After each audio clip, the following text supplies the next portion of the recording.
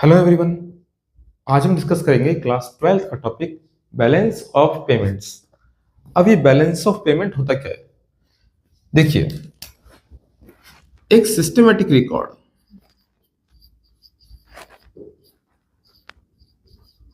Of what? एक systematic record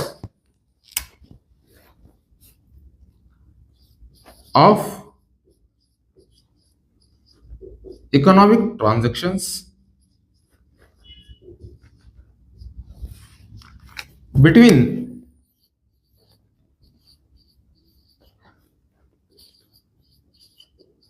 resident of country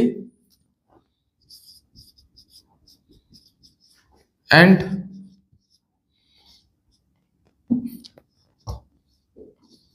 foreign countries। एक systematic record economic transaction का resident, country का resident और दूसरे देश का रेजिडेंट्स के बीच में, दूसरे देश के बीच में। ठीक है, अब ये पीरियड कब होगा? इसका टाइम पीरियड होगा ड्यूरिंग अकाउंटिंग ईयर और any specific time. Usually accounting year ही होता है ये। ठीक है, तो सिस्टमेटिक रिकॉर्ड है इकोनॉमिक ट्रांजैक्शन का। अब ये रेजिडेंट कौन है भाई? रेजिडेंट में जो नेशनल इनकम का रेजिडेंट लिया गया आपका, नेशनल इनकम का रेजिडेंट और ये सेम है। जैसे एक डोमेस्टिक कंपनी हो गई या नॉर्मल रेजिडेंट हो गया, ठीक है, जिसमें जो बाहर से आए डिप्लोमेटिक स्टाफ है वो काउंट नहीं होते आपके, या आपका जो बाहर से टूर्नामेंट लाए हैं वो लोग काउंट नहीं होते। तो सेम नेशनल इनकम में जो कंसेप्ट है रेजिडेंट का वही है। तो हमारे देश के लोग और बाहर की कंट्री के बीच में जो भी ट्रेड हो रहा है वो क्या है? सिस्टमेटिक रिकॉर्ड रखना है उसका। अगर तो वो है बैलेंस ऑफ पेमेंट, उसका रिकॉर्ड रखना। ठीक है, अब ये जो इकोनॉमिक ट्रांजैक्शन है इसमें क्या क्या आता है भाई? इकोनॉमिक ट्रांजैक्शंस में आता है आपका फर्स्ट विजिबल आइटम्स, ठीक है, सेकंड इनविजिबल आइटम्स और third unilateral transfer, and the last one is capital transfer। ठीक है भाई, ये चार पार्ट्स हैं इकोनॉमिक ट्रांजैक्शंस के। ठीक है भाई, फर्स्ट क्या है? ऐसा कोई भी गुड जो आप विजिबली देख पा रहे हैं तो गुड्स ही होते हैं वो सारे। इनविजिबल सर्विस हो गई, banking, insurance. Unilateral transfer without any factor service, कोई काम नहीं कर रहे आप, फ्री पैसा मिल रहा है या पैसा दे रहे हो बिना किसी काम के, तो यूनिलेटरल ट्रांसफर, जिसे हम वन वे ट्रांजैक्शन भी कहते हैं। और कैपिटल ट्रांसफर, जिससे एसेट्स या लायबिलिटी की वैल्यू चेंज हो। किसी देश से उधार लेना, वर्ल्ड बैंक से उधार ले लिया अपनी हमारी कंट्री ने, या किसी को लोन दे दिया किसी कंट्री को, है ना। कुछ इंपोर्ट कर लिए, जैसे मैंने सबमरीन ऑर्डर कर लिया हमारे देश के प्रधानमंत्री ने, है ना, डिफेंस के लिए सबमरीन ले ली, या यहां से कुछ एक्सपोर्ट कर दिया। ठीक है, लेकिन कैपिटल नेचर का। ठीक है, ये चार चीज हो गई। अब भाई इस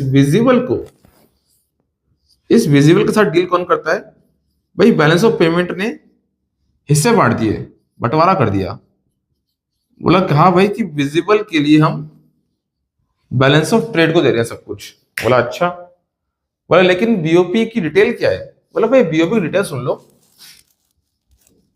बीओपी के दो कॉलम है, क्या? Debit, credit. बोला भाई ये क्या है अब?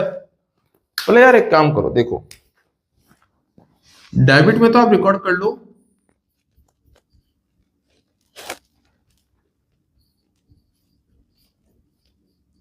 आउटफ्लो ऑफ फॉरेन करेंसी, ठीक है, और क्रेडिट में इसमें रिकॉर्ड कर लो इनफ्लो ऑफ फॉरेन करेंसी। बोला अच्छा ठीक है। बोला मीन्स, बोला भाई बीओपी के डेबिट में रिकॉर्ड होंगे सारे खर्चे, एक्सपेंस, ठीक है, और क्रेडिट में सारी इनकम, ठीक है। तो बैलेंस ऑफ ट्रेड को क्या कहा गया भाई? बैलेंस ऑफ ट्रेड में दो पार्ट हो गए, एक डेबिट और एक क्रेडिट। लेकिन बैलेंस ऑफ ट्रेड डील किस में करता है? It deals only in visible items.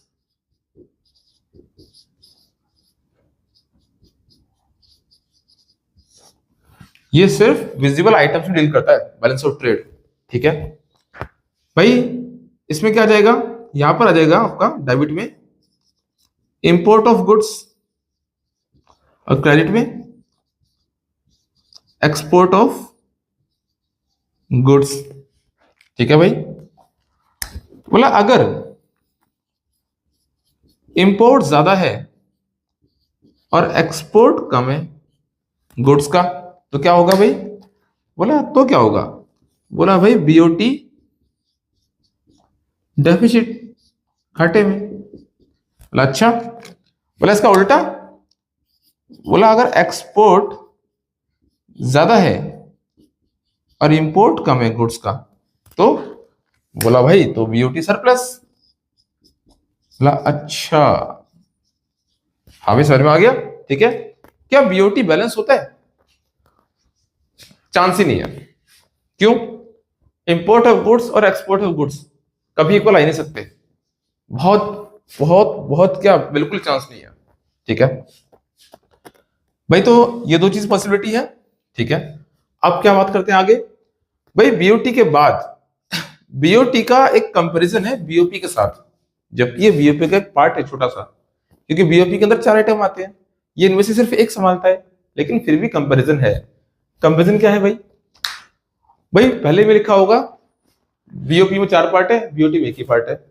दूसरा कंपैरिजन इसी को खोल के लिख देंगे, क्या? बीओटी विजिबल को संभालता है, बीओपी विजिबल, इनविजिबल, यूनिलेटरल और कैपिटल को संभालता है। ये भी डिफरेंस कर दिया है। एक डिफरेंस काम का है, क्या? बोला भाई कि बीओटी बीओटी अगर डेफिसिट में होगा तो take finance from BOP surplus. भाई बीओटी को घाटा हो गया, बीओटी तो बालक है बीओपी का। अब बैलेंस ऑफ पेमेंट ने कहा कि भाई हम सरप्लस में है और बीओटी बैलेंस ऑफ ट्रेड घाटे में है, तो balance of trade can take finance from balance of payment, condition balance of payment surplus में हो, ठीक है। अगला बोले क्या उसका उल्टा हो सकता है? बोला उल्टा मतलब?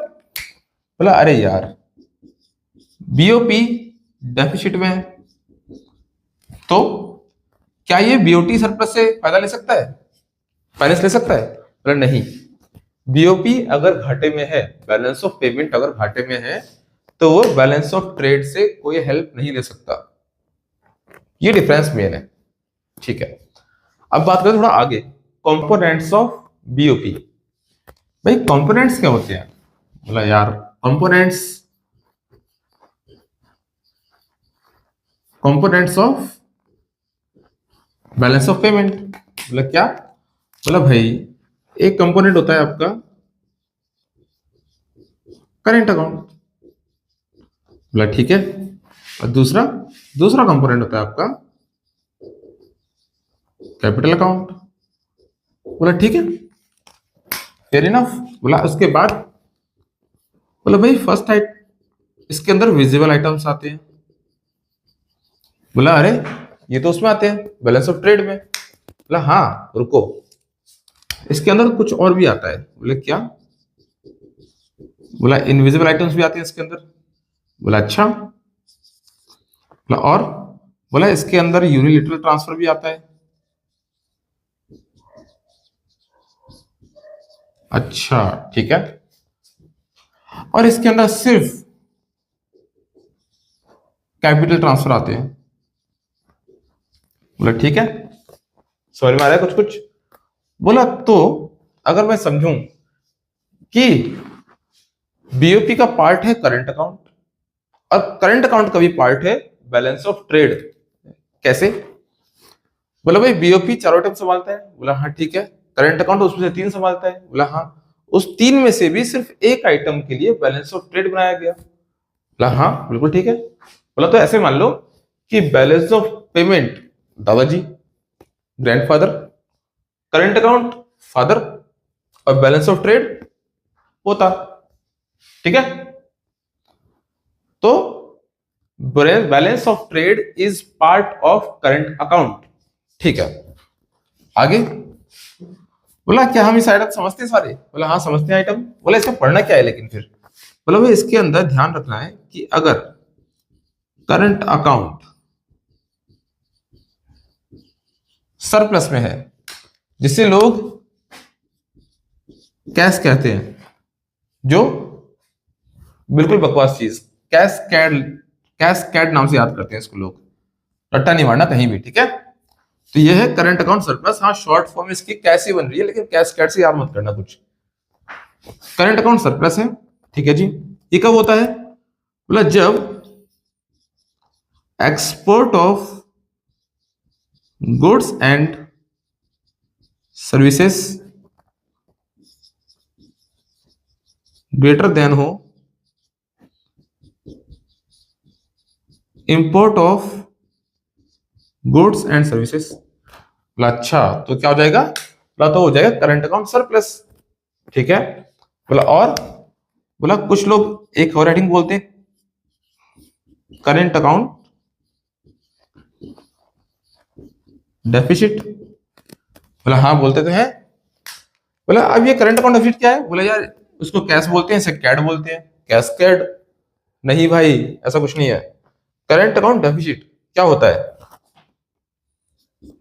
Just opposite of above, import of goods and services less than export of goods and services. ठीक है। सिर्फ इतनी सी बात है। क्या करंट अकाउंट बैलेंस होता है? जी हाँ करंट अकाउंट बैलेंस होता है। ये बैलेंस ऑफ ट्रेड की तरह नहीं है। बैलेंस ऑफ ट्रेड बैलेंस नहीं होता, लेकिन करंट अकाउंट बैलेंस होता है। लेकिन इसकी कहानी थोड़ा समझने में देर है अभी। उससे पहले कैपिटल अकाउंट, क्योंकि इसके अंदर एक हिडन इंफॉर्मेशन है करंट अकाउंट के बारे में। पढ़ते हैं क्या भाई। कैपिटल ट्रांसफर में क्या आता है? Any transaction which changes value of assets or liabilities,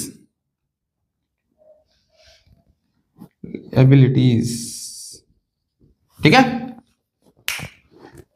ठीक है भाई। इससे एग्जांपल क्या हो सकते हैं? बोला अभी रुको। बोला फर्स्ट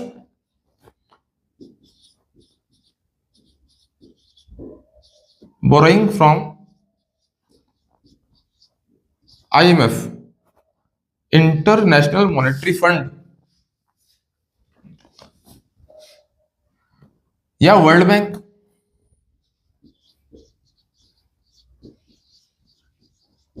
ये कहां रिकॉर्ड होगी? कैपिटल अकाउंट डेबिट में या क्रेडिट में? बोला भाई ये रिकॉर्ड होगी बोरोइंग्स है, पैसा आ रहा है, इनफ्लो है। इनफ्लो आपका कहां रिकॉर्ड होगा? क्रेडिट में। ठीक है। आफ्टर दैट और क्या हो सकता है? बोला advancing loan to other country. ये क्या रिकॉर्ड होगा? भाई किसी कंट्री को लोन दे रहे हैं तो कैश का आउटफ्लो है, डेबिट में रिकॉर्ड होगा। ठीक है। बोला ठीक है भाई। और क्या हो सकता है? बोला और repayment of loan.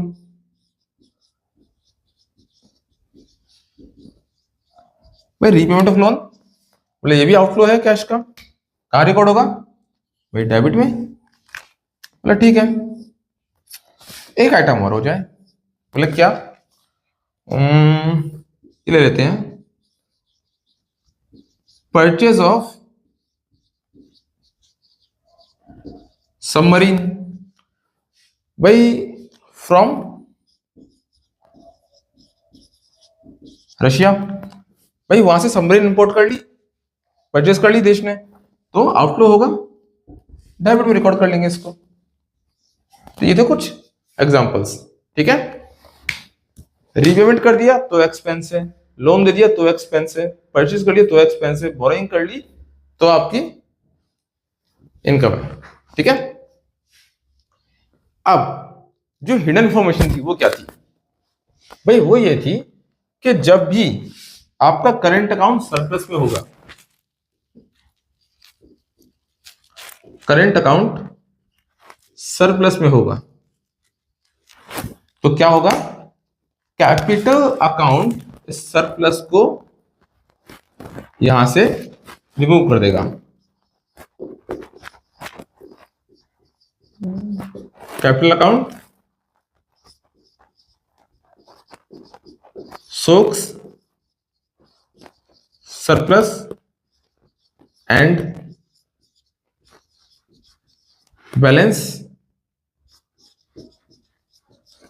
Current account. अच्छा, अगर करंट अकाउंट डेफिसिट में है तो, बोला अरे भाई अगर करंट अकाउंट डेफिसिट में है तो capital account will finance it,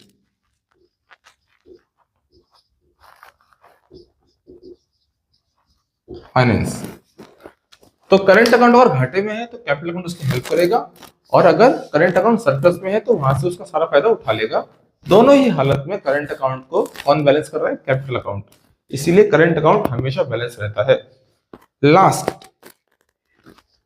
में दो आइटम्स और है, ऑटोनोमस आइटम्स और एकोमोडेटिंग आइटम्स, वो और पढ़ने हमें अभी, ठीक है। मैं सीरीज कर रहा हूं,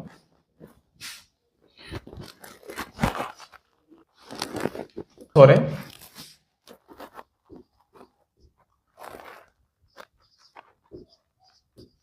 autonomous items and second one is accommodating items। अब ये क्या है यार, ऑटोनोमस क्या होता है, any transaction, any economic transaction, any economic transaction with motive of profit, या बिजनेस नेचर की ट्रांजैक्शन, कोई भी ट्रांजैक्शन जो प्रॉफिट के मोटिव से की जा रही है, पैसा कमाने के लिए, तो क्या है, autonomous item. It occurs in both capital and current account.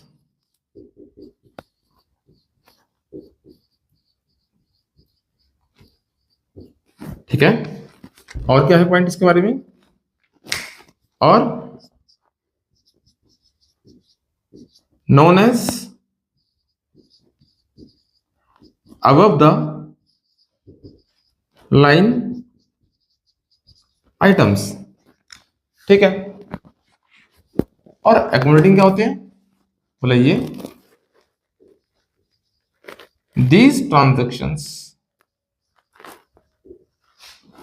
are takes place for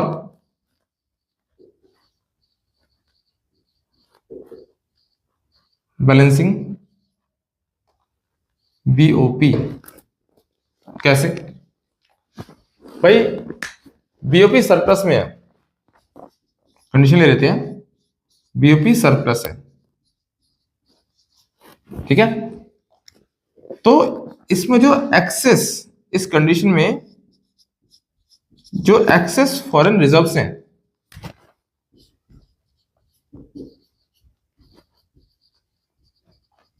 ये फॉरेन रिजर्व्स कहां जाएंगे? फॉरेन रिजर्व्स कहां जाएंगे? सोक्ड बाय आरबीआई, और आरबीआई से बैलेंस कर देगा। दूसरा,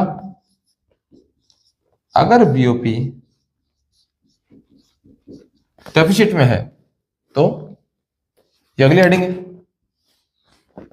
ये फर्स्ट हेडिंग थी, ठीक है। बीओपी अगर डेफिसिट में है तो इस केस में RBI will arrange funds by borrowing from rest of world, ठीक है। और इसीलिए अकोमोडेटिंग आइटम्स को क्या कहते हैं? Below the line items. और ये आइटम्स सिर्फ और सिर्फ कहां आते हैं? ये आइटम्स सिर्फ कैपिटल अकाउंट में आते हैं, ठीक है।